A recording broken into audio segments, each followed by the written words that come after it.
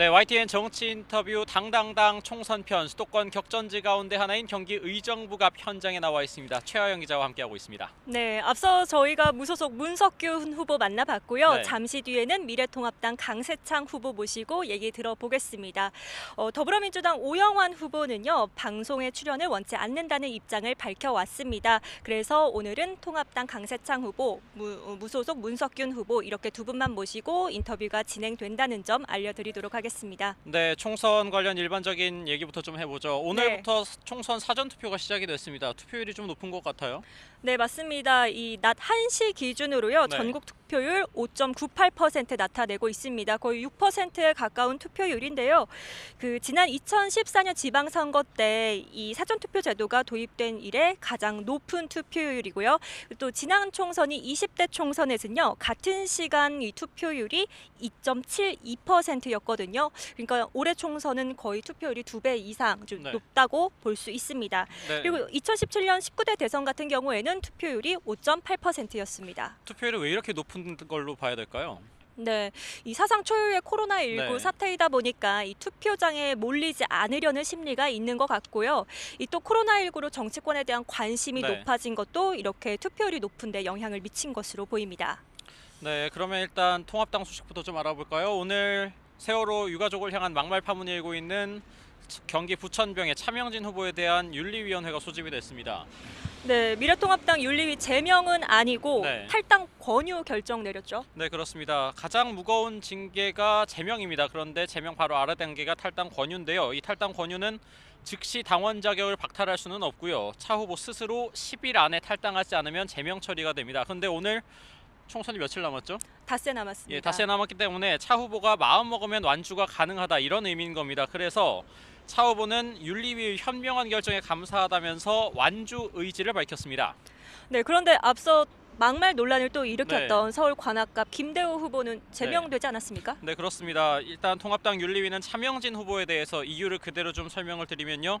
부적절한 발언, 당의 유해한 행위라고 인정을 하면서도 상대 후보의 비하 발언에 대해 방어하는 차원에서 사례를 인용한 것이다. 이렇게 사유를 밝혔습니다. 하지만 형평성 논란이 일 수밖에 없는 대목이 있습니다. 네. 당장 김종인 총괄선거대책위원장은 윤리위 결정에 대해서 한심하다 이렇게 평가를 했고요. 황교안 대표 역시 윤리위는 독자적 권한을 가졌다면서도 상의를 해보겠다 이렇게 신중론을 폈습니다.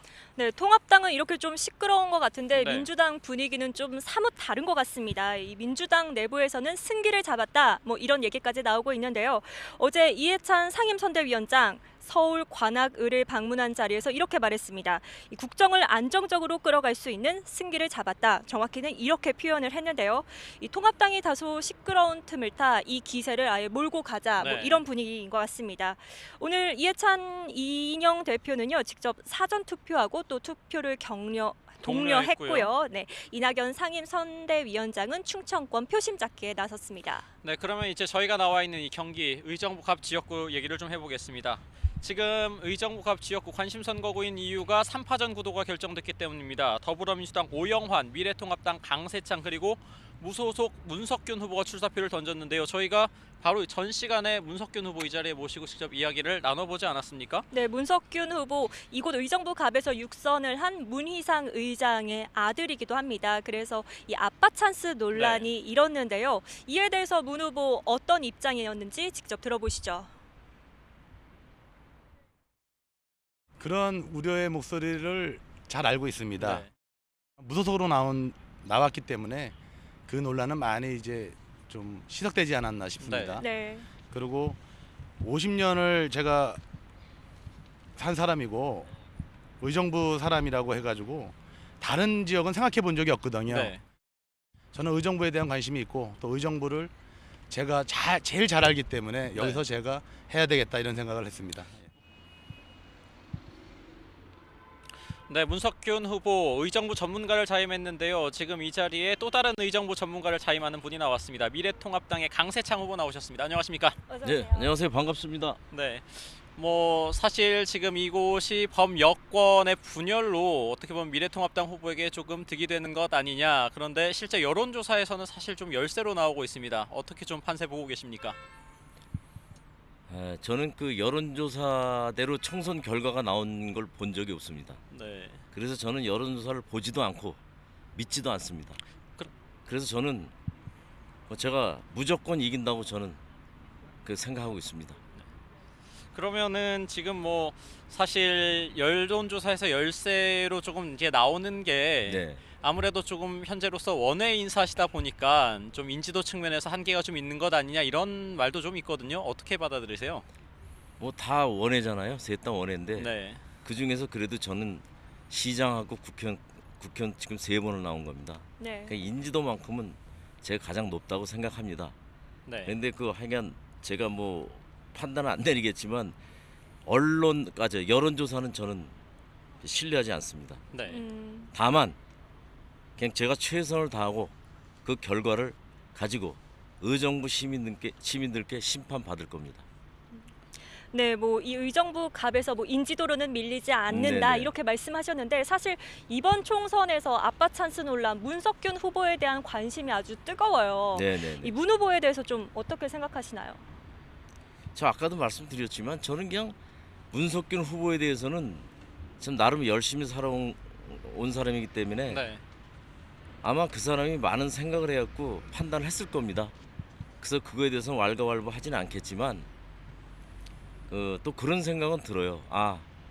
이 후보께서 문 후보께서 네. 이런 결심을 하기까지는 소주를 친구 삼아서 잠 못 이루는 밤이 많았었겠다. 네. 그런 생각은 듭니다. 라이벌 치고는 어떻게 보면 좀 호평을 해주신 걸로 보이는데요. 네. 사실 저희가 역대 선거 기록을 좀 살펴봤더니 강세창 후보께서 직전 총선 때 아버지인 문희상 국회의장을 직접 맞붙으셔서 네. 4,000표 차이로 좀 낙선을 하셨습니다. 예, 예, 어떻게 보면은 이 아버지 그리고 또 아들과 이제 차례로 이렇게 붙는 것이 그렇게 흔한 일은 아닌 것 같거든요. 네, 네, 네. 어떠십니까?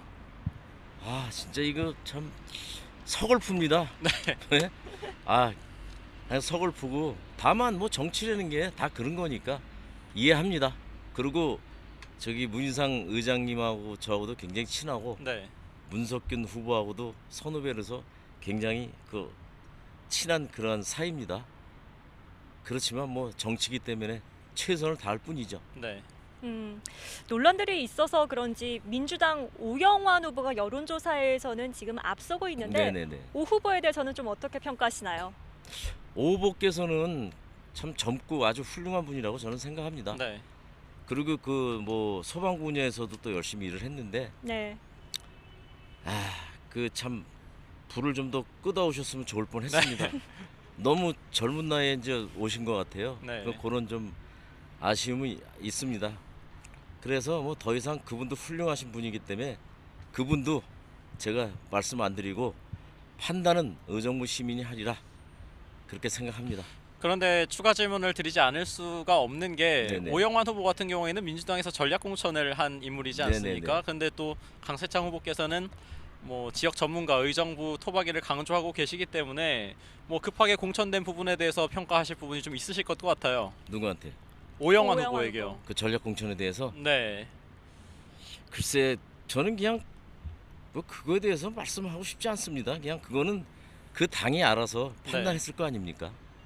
그래서 저는 뭐 그거에 대해서는 아무 할 말이 없습니다. 네. 네. 그러면 이번에는 좀 공약 얘기 짚어보겠습니다. 네네네네. 이 민주당 오영환 후보 누구나 안전할 수 있는 사회 만들겠다. 이 재난 취약계층 특별법을 1호 공약으로 내놨고요.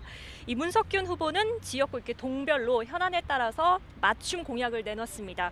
이 강 후보님 이 조국 사태 방지법을 내세웠는데 이유가 있으실까요? 제가 그 조국 전국 그때 보니까 우리 더불어민주당의 오영환 후보께서 네. 당시에 그 뭐 침소공대학에서는 네. 학부모들의 관행이었다. 네, 네.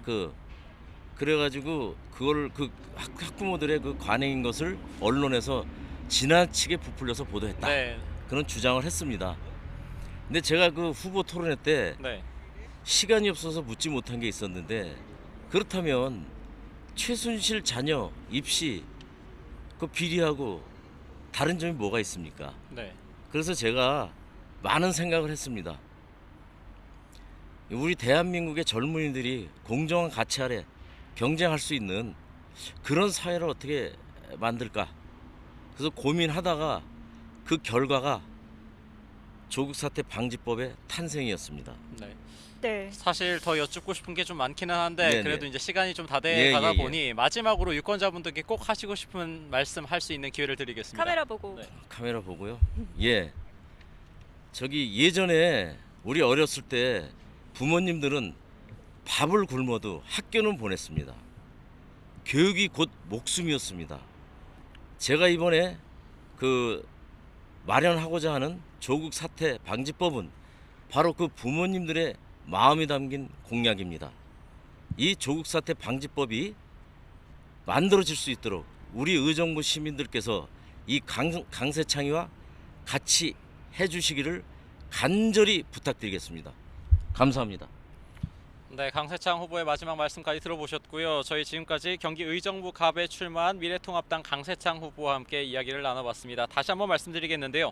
더불어민주당 오영환 후보는 방송 출연을 원하지 않는다는 입장을 밝혀서 오늘은 통합당 강세창 후보 또 무소속 문석균 후보와의 인터뷰만 진행되었다는 점을 다시 한번 네, 잠깐만. 짧게 말씀드리겠습니다. 짧게 말씀해 주세요. 아니 오영 후보 안 나온다 그랬어요?